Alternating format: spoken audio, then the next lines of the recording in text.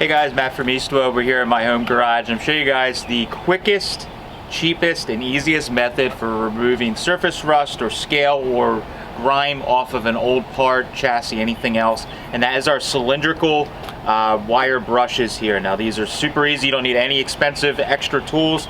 You basically have one of these cylindrical brushes here that you can take and put right into any drill. I like to just use my cordless drill when I want to clean something up.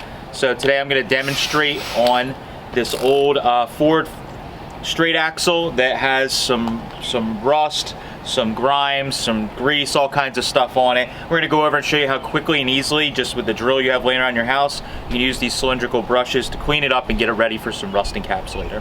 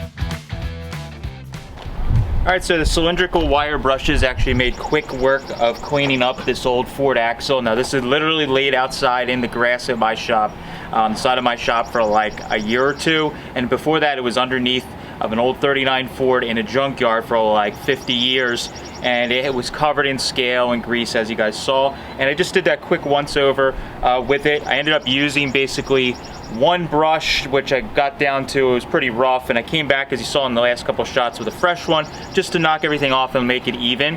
What I also did for a quick little tip is, when they get worn down like this on the end where there's very little bristles, you can actually use the twisted wire that these are made out of to kind of gouge and get into corners, and they are abrasive there on the corner. So I was able to get into these little corners where the brush couldn't get, and get out all that rust. So now that I have all the surface rust taken off of the axle and it's basically cleaned up and it's looking pretty good, I can now spray it down with Pre again one more time, wipe it down, and then spray it with some rust encapsulator, and then of course our chassis black if we want to make it look nice and professional at the end. But the rust encapsulator will seal everything up, and we only use, like I said, like one brush basically to do this whole axle, which was really rough.